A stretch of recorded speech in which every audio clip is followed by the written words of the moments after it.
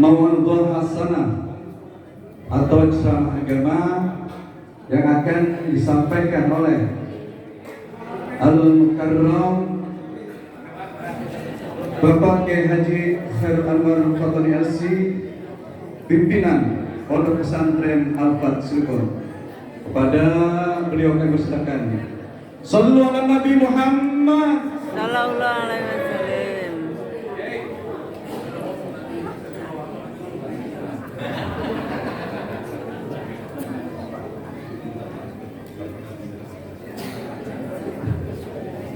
Kepada tim hadroh silakan.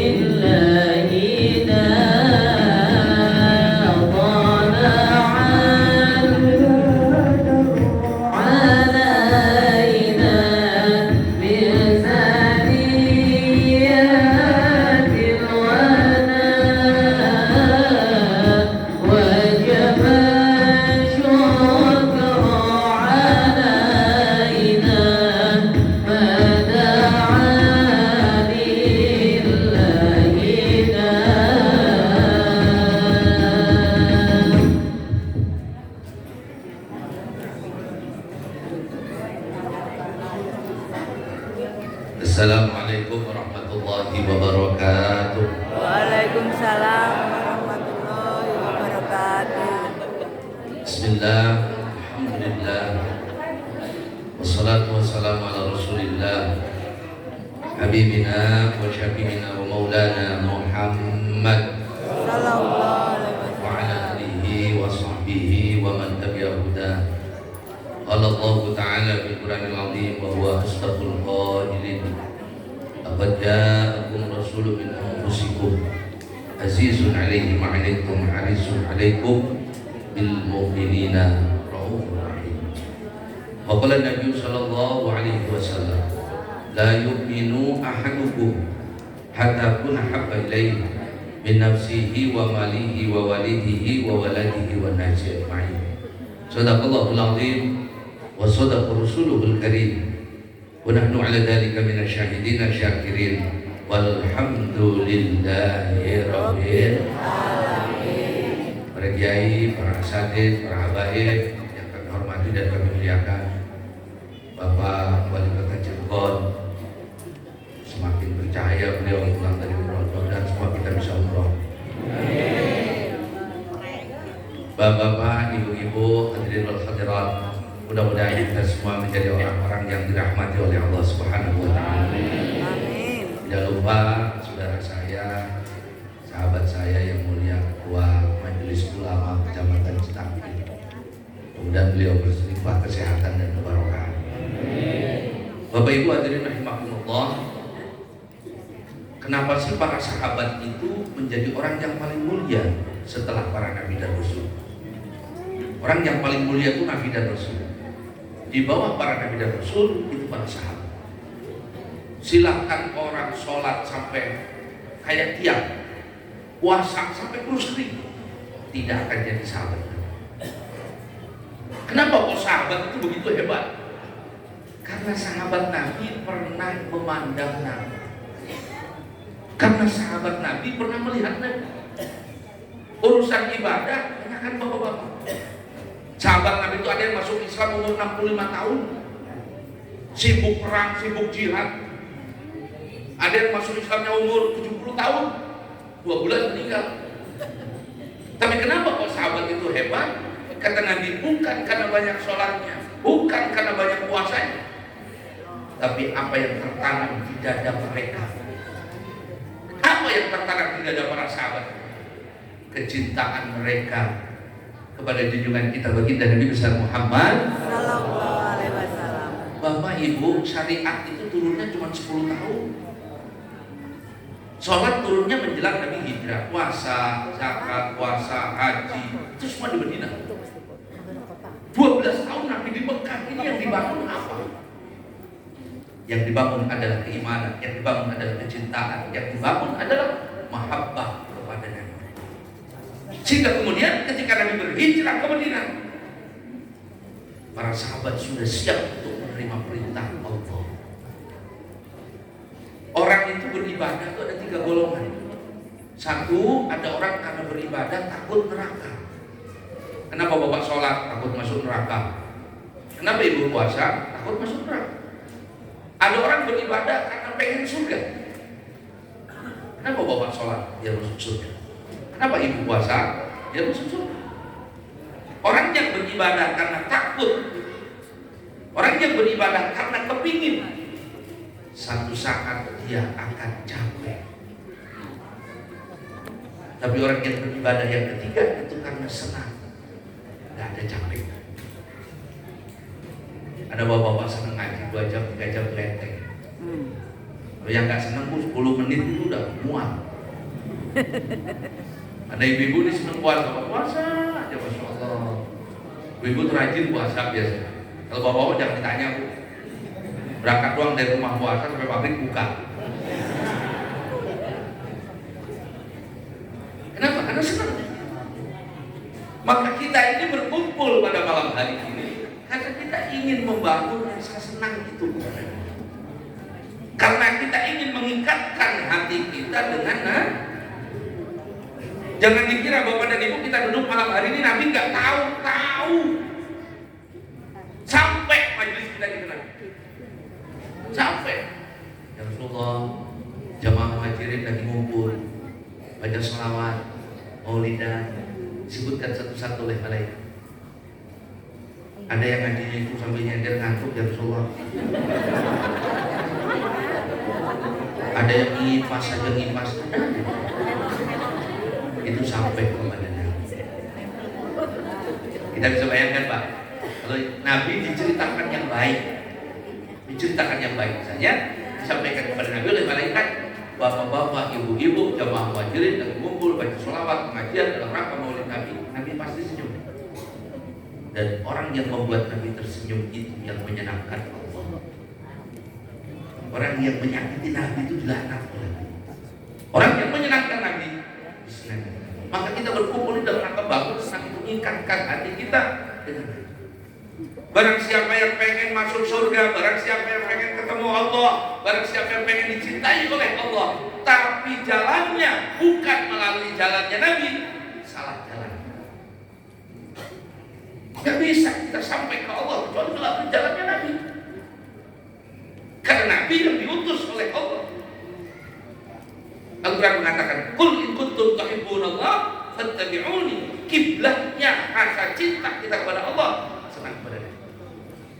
Maka sahabat Nabi itu urusan senang sama Nabi jangan tanya. Satu duri nusuk kaki Nabi, nyawa mereka bertaruhkan.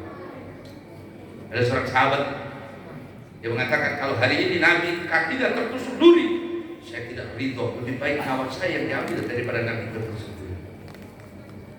Makanya sahabat itu naik. Jika ibadahnya pun istimewa. Dan kita mau masya Allah lihat, suruh mulut dan sahur sekali aja angotnya luar biasa. Kenapa sih kita ini kalau baca maulid, kalau mau maulid Nabi terus baca marhaban ya Nabi salam alaik? Itu kembang. Apa ada pohon yang berbuah tanpa berkembang? Tidak akan ada. Itu kembangnya. Makanya intisarinya maulid kita dari itu ya Nabi salam alaika. Kata Nabi, kalau ada orang mengucapkan salam kepada aku, raddallahu alayya ruhi, Allah mengembalikan ruhku menjawab salam orang tersebut. Itu kembangnya, buahnya nanti mahabbah, buahnya taat, buahnya ibadah. Nah kita ajak dalam malam hari itu luar biasa. Oh, Nabi nggak memerintahkan, Nabi mau orang perintah waktu Pak. Saya mau orangnya tawadu, tolong ya kalau saya mati peringati, doon itu. Terus ngomong begitu tawadu, yang namanya tawadu itu gak ada yang ngomong kan, gak ada. Dia mau gak sombong, jangan ngomongin. Justru yang ngomong gak sombong itu kadang-kadang sombong. Bapak Ibu hadirin rahimakumullah, tapi yang terpenting dari semuanya, bagaimana kita ini di akhirat diaku jadi umat yang lain. Kalau orang pengen jadi umat Nabi, satu, ikuti sunnah Nabi. Konsep mengikuti sunnah Nabi itu malayudrikullah kullu layatrukullah. Barang siapa yang tidak bisa ngambil semua, jangan ditinggal semua. Nabi sholat malam sampai kakinya bengkak, saya sudah kuat. Boboyong saya pinggang. Sudah, kalau itu bapak puasa. Saya kalau banyak puasa itu sakit perut. Oh ya sudah, kalau itu bapak banyak ngaji, baca Quran. Nabi senang orang baca Quran. Siwar saya kalau baca Quran. Oh ya sudah, kalau itu bapak banyak zikir, ngantuk saya kalau gitu. Ya sudah, kalau gitu bapak banyak sedekah. Oh, buat saya aja belum cukup. Itu namanya ditinggal semua. Kata Imam Syafi'i, Bu ya, kita ini harus punya amal pegangan. Dan setiap kita beda-beda. Urusan sholat 5 waktu, semua sholat. Urusan puasa Ramadan, semua puasa. Cuman apa yang harus kita punya sesuatu yang dibanggakan ya dapat. Nah, saya kayaknya senangnya di sholat. Oh, banyak di sholat. Saya kayaknya enak di puasa. Oh, banyak di puasa. Saya enak di zikir. Oh, banyak di zikir. Ada sesuatu yang dilebihin. Saya senangnya sedekah. Pegang itu. Itu nanti akan menuntun kita, membimbing kita sampai kita berjumpa dengan baginda Nabi besar Muhammad. Jangan semua dilewat. Satu. Yang kedua, berusahalah kita meneladani akhlaknya Nabi. Nabi itu akhlaknya didikannya Quran. Kita tidak akan sampai kayak Nabi, nggak mungkin. Nggak mungkin. Nabi itu Masya Allah. Maka kita cuma ikut. Yang namanya ikut itu di belakang. Belakang itu nggak mungkin sama dengan depan. Akan tetapi akhlak Nabi kan banyak. Apa yang harus kita ikuti? Kata ulama, 3 sajalah kita ikuti supaya kita diakui jadi umat Nabi. Apa? 1, salamatus sudur. Nabi itu hatinya hati yang selamat. Kata Nabi Anas pada Anas bin Malik, idza stata'ta, kalau kau mampu Anas, setiap pagi, setiap sore di hatimu tidak ada perasaan jelek kepada siapapun, lakukan itu. Inna dzalika min sunnati, sebab itu sunnahku. Faman ahya sunnati kana ma'i fil jannah. Barang siapa menghidupkan sunnahku bersamaku di dalam surga. 1, bersihkan hati. Jangan suka suudzon sama orang. Apalagi suudzon sama kiai kualat.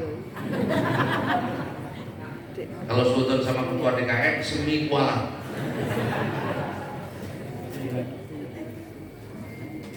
Bu ya, jangan suka buruk sangka sama suami. Jangan suka buruk sangka.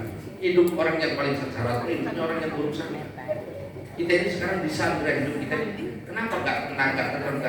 Karena banyak buruk sangka sama orang. Sampai mertua disudoni. Mertua. Ada 2 perbuatan paling dibenci oleh Allah. 1, su'udzon billah. Kita berburuk sangka kepada Allah. Jangan pernah berburuk sangka kepada Allah. Lau tusyibal hijab. Demi Allah, kalau hijab itu diangkat, kita ini bisa melihat. Maka yang terbaik apa yang ditetapkan oleh Allah saat ini kepada kita. Gak ada baiknya jadi orang miskin. Saya mestinya miskin. Gak ada baiknya orang miskin. Baik. Bapak miskin aja banyak tingkahnya, apalagi kaya. Untung saya miskin. Makanya banyak ngaji, banyak baca. Coba kalau kaya kejablay aja pulang kaya.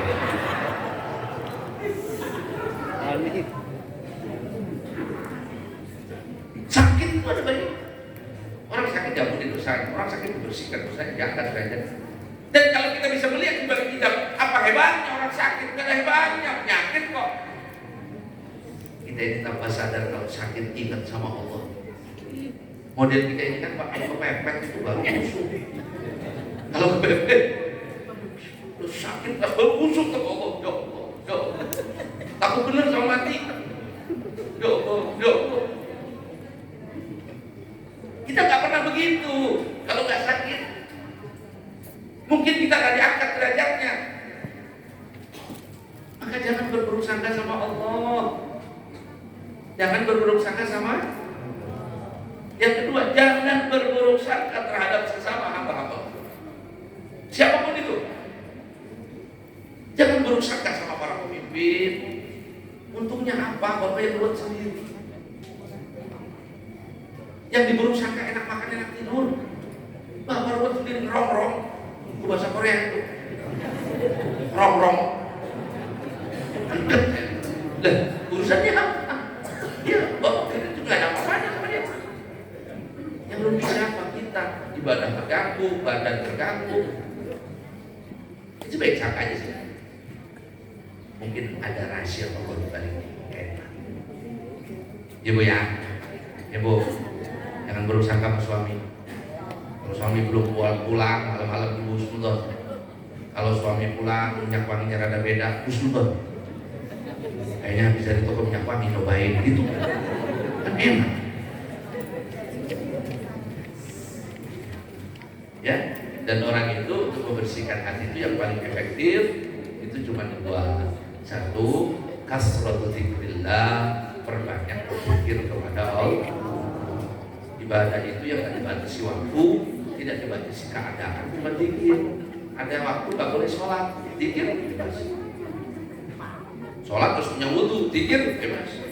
Sholat harus tutup aurat, zikir bebas. Perbanyak berzikir kepada Allah. Yang kedua, untuk bersihkan hati itu apa kuncinya? Yang kedua itu banyak hadir majelis ilmu. Kita ini kalau sakit datangnya ke dokter. Kenapa? Dokter tahu penyakit kita. Kita ini kalau pengen bersih hatinya dari penyakit, datanglah ke majelis ilmu. Kita tahu kalau hati kita sakit. Kalau nggak pernah ngaji kan kita selalu merasa yang paling baik. Tapi begitu ngaji, saya.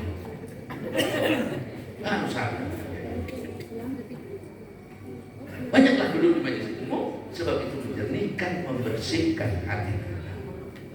Ya, ada pengajian, ada KKB, DRB, ada ustaz-ustaz yang lain. Cuma dulu kaji sifat dengerin sambil ngantuk, gak apa-apa. Siapa tahu mimpi Nabi. Makanya kalau ada yang ngantuk lagi di pengajian jangan dibangunin Pak. Siapa tahu dia mimpi Nabi, tinggalin aja bareng-bareng. Yang kedua, apa yang harus kita tiru dari Nabi? Sahawatun nufus. Nabi kita itu dermawan. Nabi kita dermawan. Ada orang datang, ya Rasulullah saya minta kambing, kasih 500. Ya Rasulullah saya minta onta, kasih 100. Masya Allah. Kita sapi satu bertujuh.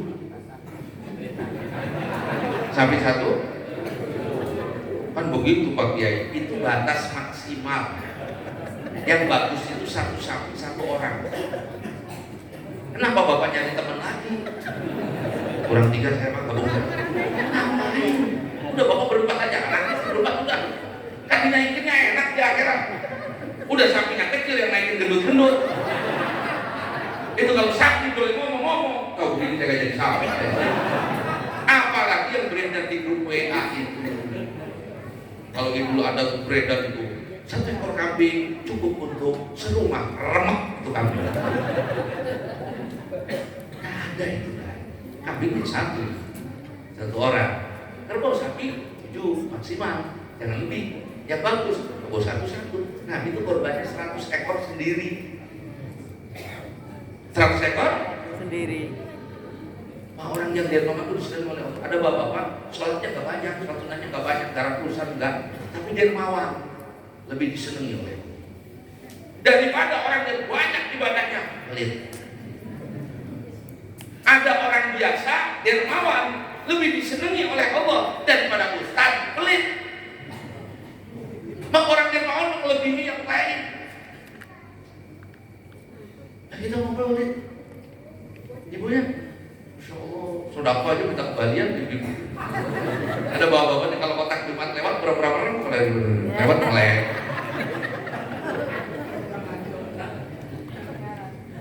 Bu, ibu punya cincin? Enggak, kalung. Gelang. Ibu istrinya siapa sih semua nggak punya kayak gitu? Malu-maluin suaminya. Ya, ibu kalau punya gelang, ibu Tapi kan ditinggal tuh kalau mau dipakai istri baru suaminya. Bodoh. Kalau boleh pulang jadi pocong balik lagi jadi pocong. Pak, Bapak kredit mobil 3 tahun lunas mati. Istrinya masih muda punya suami lagi. Dinaikin tuh mobil kita di kuburan, dijamin bodoh. Saya yang kredit, pertoak itu yang naikin.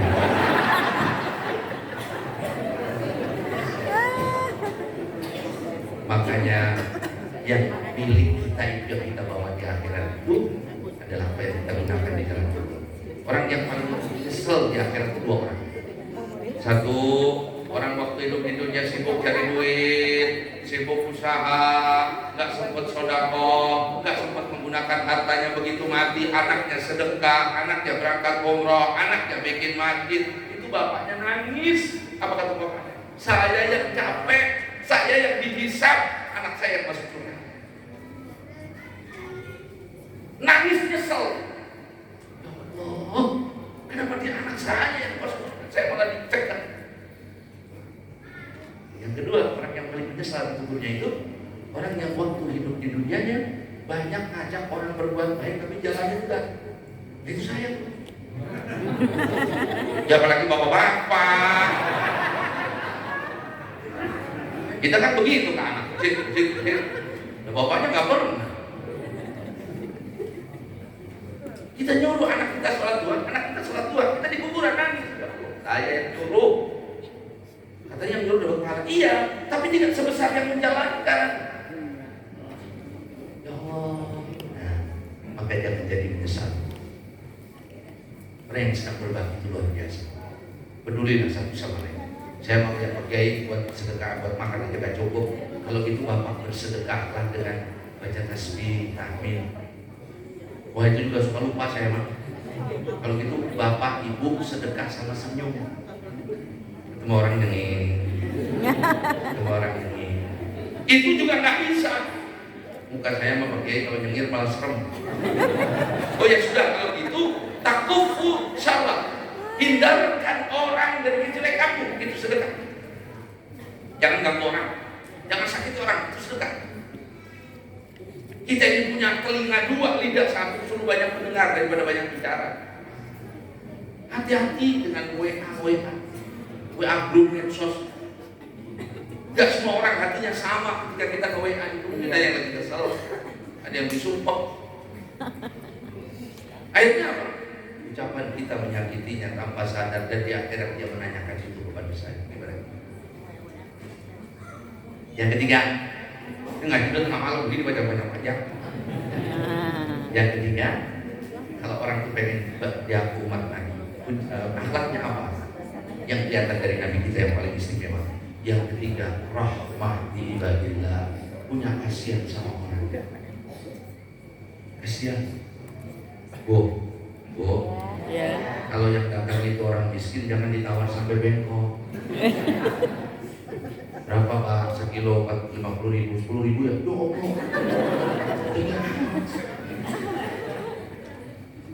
Kalau ibu nggak punya kasihan sama orang, nggak diaku dari mana? Kalau kita nggak kasihan mikirkan perasaan orang. Nabi itu mengajarkan kepada kita bagaimana kita memikirkan perasaan orang. Coba, ada seorang laki-laki datang ke Nabi, ya Rasulullah, saya mau tanya apa? Bapak saya di mana ya Rasulullah? Bapaknya orang kafir Pak, matinya zaman jahiliyah. Bapak saya di mana Rasulullah di akhirat? Di surga apa di neraka? Nabi senyum. Apa kata Nabi? Nabi, Babu, benar. Bapakku dan bapakku di neraka. Orang itu senyum. Bapaknya Nabi di neraka, bukan bapak saya. Padahal bapaknya Nabi tidak di neraka. Gak mungkin bapaknya Nabi di neraka. Nabi sedih loh, dan Allah gak mau lihat Nabi sedih. Gak mungkin bapaknya Nabi. Itu cuma Nabi jaga perasaan orang itu. Dan yang dimaksud abun pada hadis itu adalah paman. Dan betul pamannya Nabi itu di neraka, Abu Lahab. Jadi kalau ada orang sekarang, bapaknya Nabi di neraka, Nabi yang mana? Nabi tidak di neraka, bapaknya enggak. Itu jaga perasaan orang. Dulu ada kiai Pak, itu kalau orang habis pengajian itu rebutan pintu rebutan buka pintu mobil. Ada bapak-bapak nungguin di pintu mobil. Begitu kiai keluar dari pengajian, bukain pintu. Itu tuh, kiainya senyum, terima kasih. Begitu jalan 1 kilo, kiai ngomong sama saya, berhenti. Kenapa? Tangan kecepet.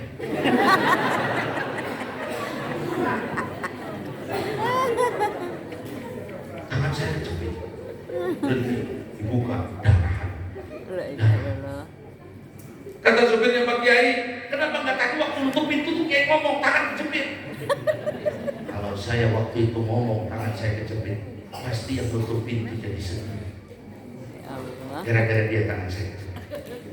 Saya jaga perasaannya, saya jaga hatinya, saya tahan saya. Oh kalau saya bisa tapok enggak?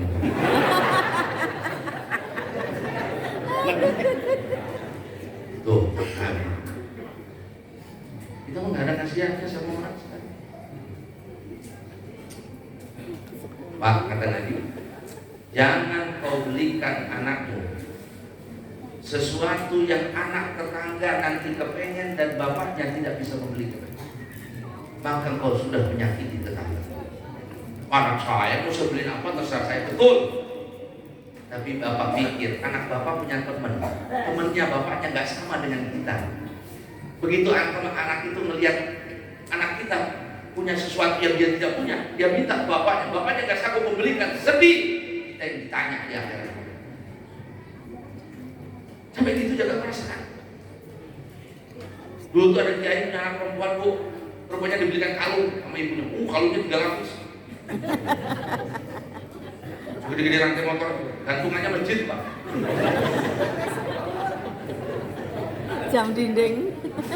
Bilangnya sebelah kanan 7, sebelah kiri 8, cincin 10. Kiai itu punya pengajian setiap hari Minggu yang hadir banyak sekali, ratusan orang. Dan kebanyakan orang miskin. Ya sama yang banyak ngaji biasanya orang miskin. Kalau ada pengusaha banyak ngaji lagi ruwet biasanya. Kalau lagi seneng nggak mungkin deket kiai, nggak mungkin, jauh. Angas. Begitu hari pengajian itu dipakai kalung sama anaknya, dipakai cincin berulang, kelihatan sama bapaknya. Apa kata bapaknya? Neng, sini neng. Ya, pinjam kalungnya, pinjam gelangnya.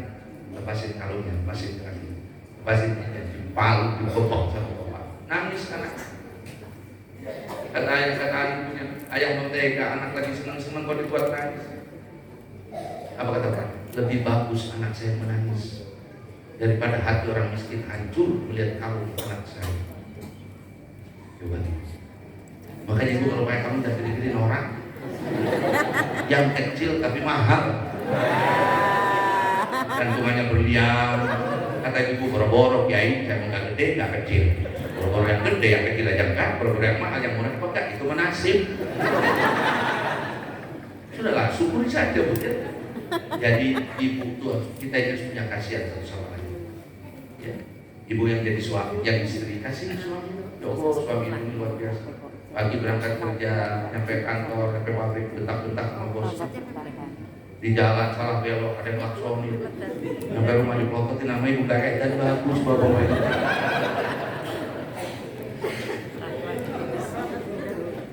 Ibu kasihani lah.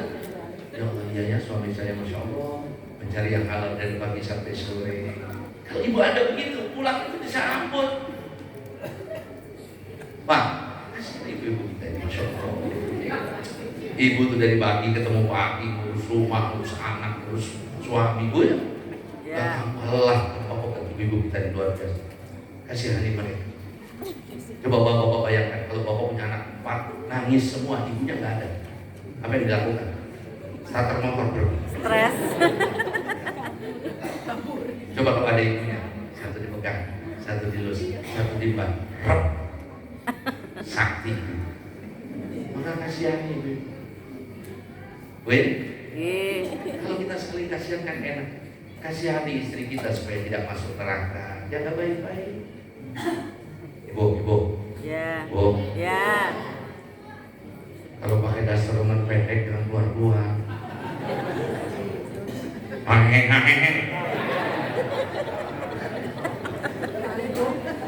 Ini sekarang ini Pak ada namanya ibu soang. Ibu-ibu, Moan. Ada ibu-ibu pakai dasar segini, bawahnya pendek. Mau keluar ke tukang sayur nggak pakai kerudung. Malu nggak pakai kerudung, lari. Begitu keluar pakai kerudung itu kelek kemana-mana. Kita kalau ada soang pakai jatuh soang, di depan ada daun, sumpetin, humpetin kepalanya, terus humpetin. Kata soang, aman saya aman. Mana kepalanya doang. Kalau ibu-ibu keluar pakai dasar dengan pendek, bawahnya pendek, pakai kerudung, namanya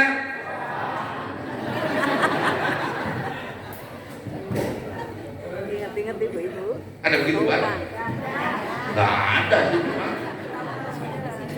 gak ada satu.